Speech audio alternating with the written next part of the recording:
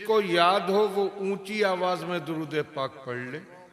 अल्लाहुम्मा सल्ली अला सय्यिदना मौलाना मोहम्मद व अला आलि सय्यिदना मौलाना मोहम्मद व बारिक व सल्लिम सलातो व सलामन अलैका या रसूल अल्लाह सल्लल्लाहु तआला अलैहि वसल्लम।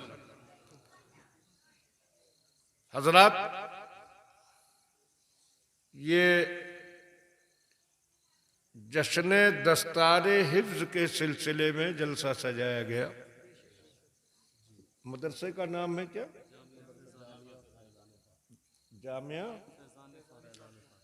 जामिया फैजान फातिमा। मदरसा छोटा सा लेकिन काम बड़ा है। बेशक बेशक। 5 बच्चों के सीनों में कुरान पाक सजाया। इनके दिलों को कुरान की खुशबू से महकाया।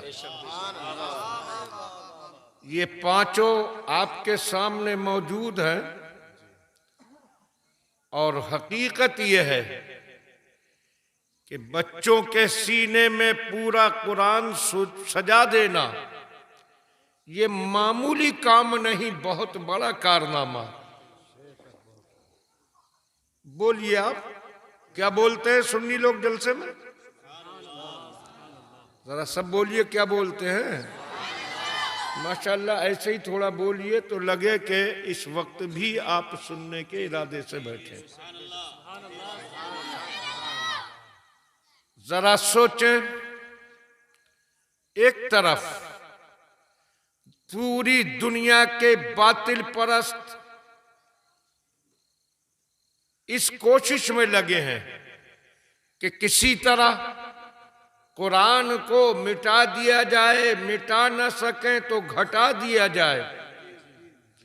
मगर ये कारी गुलाम यासीन साहब, कारी रिजवान साहब जैसे हजरात ये पूरी तरह से इस काम में जुटे हैं कि कुरान को ज्यादा से ज्यादा सीनों में सजा दिया जाए।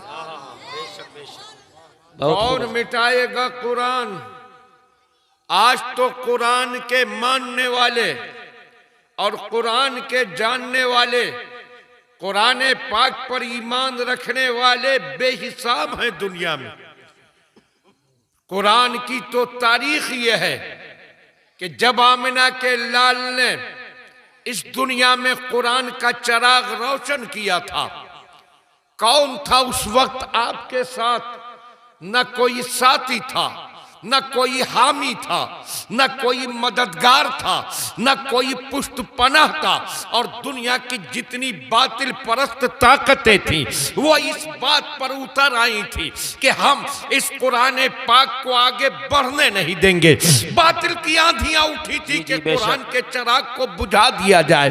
आंधियों पर आंधियां, तूफानों पर तूफान। और दुनिया जानती है कि कोई भी चिराग हो, जब आंधी उठती है तो चिराग बुझ जाता है। मगर ये कुरान का चिराग था कि इसको बुझाने के लिए आंधियां जितना जोर पकड़ती गई, इस कुरान की रोशनी बढ़ती गई। वाह वाह वाह वाह, बहुत खूब, जिंदाबाद जिंदाबाद, माशाअल्लाह माशाअल्लाह। पहले उठी लालच की आंधी। वो लोग भी जानते थे कि जो इंसान किसी तरह न फंसे वो लालच के जाल में फंसता है। और लोग लालच में फंसकर अपना मिशन खत्म कर देते हैं। आए थे आमिना के लाल के पास, ए अब्दुल्ला के बेटे, ए आमिना के शहजादे, आप जो नया दीन फैला रहे हैं और जो नई किताब सुना रहे हैं, इससे आपका मकसद क्या है? आप अपना मकसद बताएं। अगर आपको दौलत की ख्वाहिश है तो हम अपनी सारी दौलत आपके कदमों में ढेर कर दें। अगर आपको हुकूमत चाहिए तो हम अरब का आपको बादशाह बना दे। अगर आपको हुस्न चाहिए तो अरब की जिस लड़की की तरफ इशारा कर दो उस लड़की के साथ तुम्हारी शादी करा दे। बोलो क्या चाहिए? दौलत चाहिए, दौलत दे दे। हुकूमत चाहिए, हुकूमत दे दे। और हुस्न चाहिए तो हुस्न दे दे। ये 3 लालच ऐसे होते हैं कि मजबूत से मजबूत इंसान के कदम उखाड़ देते हैं। वो ये लालच देने के लिए आए थे।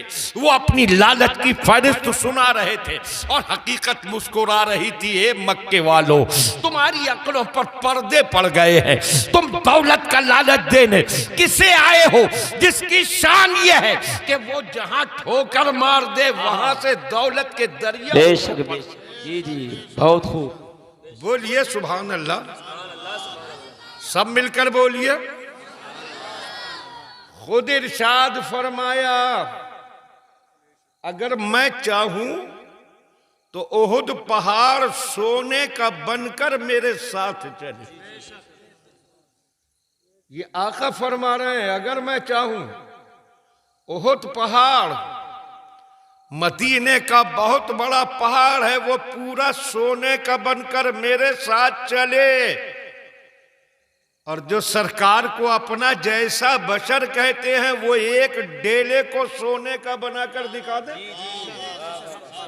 जिंदाबाद जिंदाबाद। उनकी शान ये है कि इशारा कर दें तो ओहुद पहाड़ सोने का बन जाए और साथ चलने भी लगे। चलेगा कौन? जिसमें जान होगी, जिसमें रूह होगी।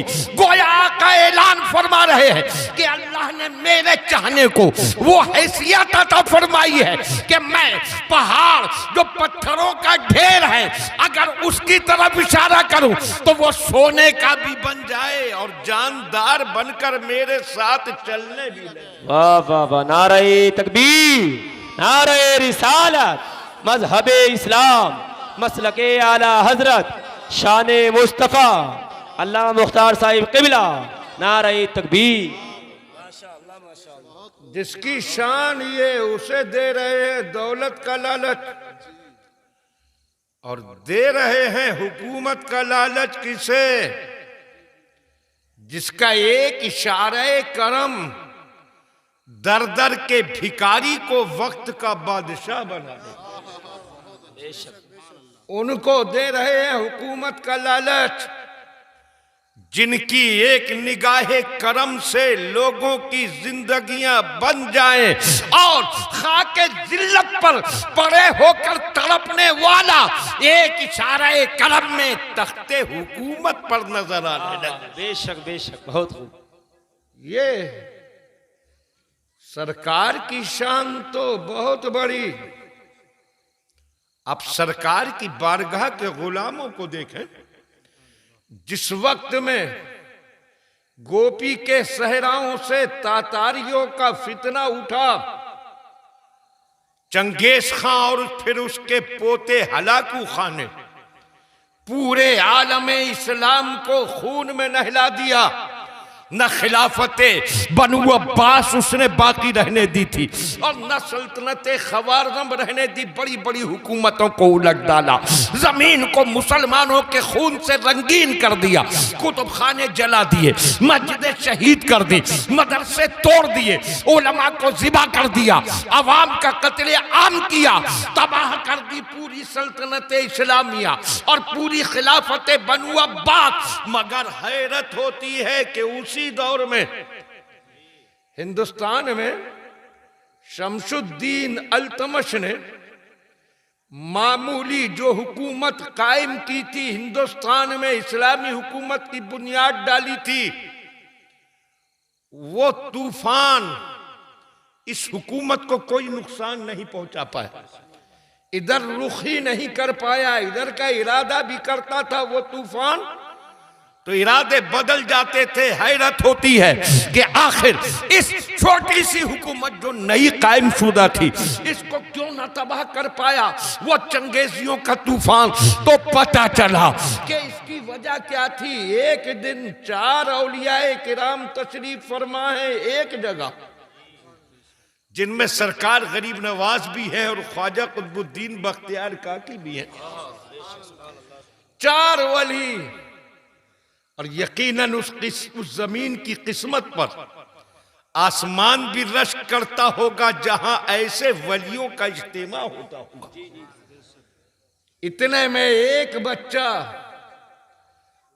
कांधे पर कमान डाले सामने आया, नजर पड़ी, आपस में चारों में बात होने लगी, ये बच्चा है कौन? एक बुजुर्ग ने उनमें से फरमाया ये एक लोहार का बेटा है। दूसरे ने कहा इसका बाप बहुत गरीब है। अपने अपने इल्म का इजहार किया। तीन बुजुर्गों ने उस बच्चे की हकीकत बताई। ये किस घराने से ताल्लुक रखता है, इसकी घरेलू पोजीशन क्या है, इसके बाप की हैसियत क्या है, छिपे हुए हालात वो तीनों बताते रहे और दुनिया को समझाते रहे कि जिस नबी के गुलामों के इल्म की शान ये है, उस नबी के इल्म की क्या शान। वाह वाह वाह वाह, बहुत खूब, माशाअल्लाह माशाअल्लाह। तीनों जब कहकर चुप हो गए तो तीनों ने देखा गरीब नवाज की तरफ। आप कुछ फरमाएं। सरकार गरीब नवाज मुस्कुराए, इरशाद फरमाया आप हजरात ने अपने अपने इल्म का इजहार कर दिया, अपनी मालूमात बता दी। किसी ने बताया ये लोहार का बेटा है, किसी ने कहा इसका बाप गरीब है, इसकी घरेलू हालत आप लोगों ने बयान कर दी। और मुझसे कहलवाना चाहता है तो मैं कहता हूं कि ये बच्चा हिंदुस्तान का बादशाह है। सुभान अल्लाह। सोचिए, एक लोहार का बेटा, गरीब लोहार का बेटा, जिसके घर में गुर्बत व इफलास के सिवा कुछ न था, गरीब नवाज ने उसकी बादशाहत का ऐलान किया।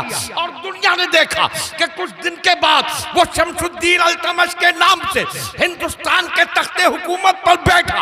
और फिर जब उन तातारियों का वो तूफान उठा, बड़ी बड़ी हुकूमतों को उलट डाला, मगर अल्तमश की तरफ निगाह उठाने की भी जुर्रत ना हुई, इसलिए कि अल्तमश को जो हुकूमत मिली थी वो खानदान से नहीं मिली थी, गरीब नवाज के फैजान। वाह, नारे तकबीर, नारे रिसालत, मसलके आला हजरत, जश्न दस्तार बंदी अल्लाह मुख्तार साहिब क़िबला, नारे तकबीर। जरा सोचिए, जिस नबी के गुलामों की ये शान कि गरीब लोहार के बेटे को बना दे सुल्तान, उस नबी को हुकूमत का लालच देने चले हैं। अरे अब्दुल्ला के बेटे, अगर तुम्हें हुकूमत चाहिए तो हम पूरे अरब का बादशाह बना दें, और अगर तुम्हें है हुस्न की ख्वाहिश तो अरब की जिस लड़की की तरफ इशारा करो उससे निकाह कर दें। दुनिया मुस्कुरा रही है। मक्के वालों, हुस्न का लालच किसे देने चले हो, जिसकी बारगाह से पूरी दुनिया को हुस्न की भीख मिला करती। अरे कुछ बोलते रहिए आप अगर समझ रहे हैं। हाँ, मिलकर बोलिए।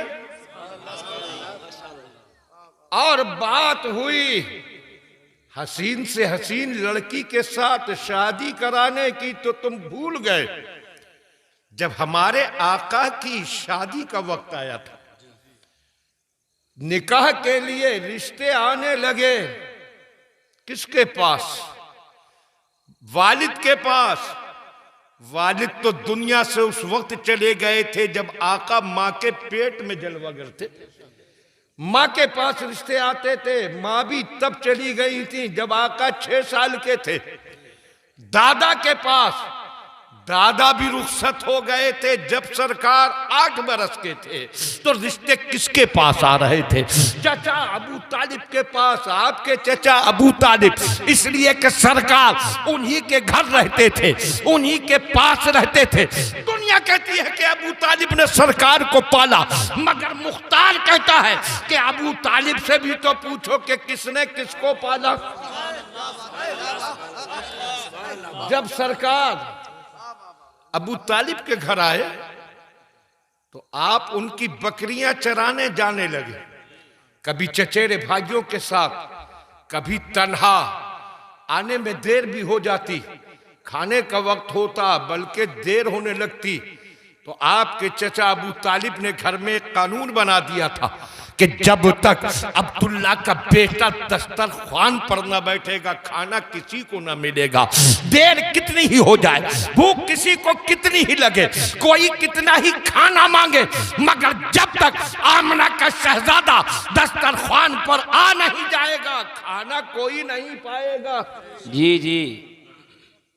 जब ये कानून बन गया, अमल भी होने लगा, कभी देर हो जाती, बच्चे भूख भूख चिल्लाते, मां कहती नहीं, जब तक तुम्हारे चचा का बेटा नहीं आएगा खाना मिलेगा नहीं। एक दिन हो गई देर, ज्यादा देर, बच्चे भूख से तड़प रहे हैं, माँ खाना चाहिए खाना, मगर माँ कह रही है बेटो नहीं, अभी नहीं, अभी तुम्हारा चचा ज़ाद नहीं आया है। बच्चों ने कहा माँ अब भूख बर्दाश्त नहीं हो रही।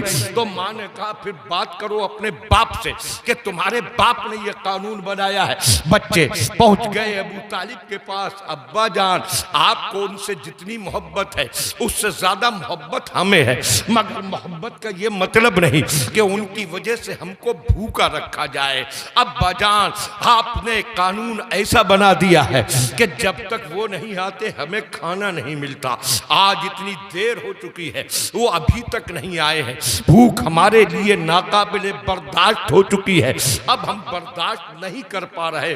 अब्बा जान माँ से कह दीजिए हमें खाना दे दें, कानून बदलवा दीजिए। तो अबू तालिब ने कहा था मेरे बच्चों मैंने जो ये कानून बनाया है तुम उसकी वजह नहीं समझ पाए। बेशक मुझे अपने भाई के बेटे से बहुत मोहब्बत है, अब्दुल्ला के बेटे से बहुत प्यार है, आमिना के शहजादे से बहुत दिली लगाव है, मगर ये कानून मैंने सिर्फ मोहब्बत की वजह से नहीं बनाया।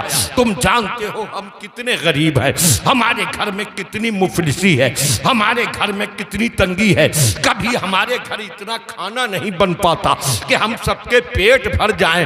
याद करो हम हमेशा दस्तरखान से भूखे उठते थे, मगर मैंने तजुर्बा किया कि जब आमना का लाल दस्तरखान पर होता है तो खाना कितना ही कम हो पेट सबका भर जाया करता।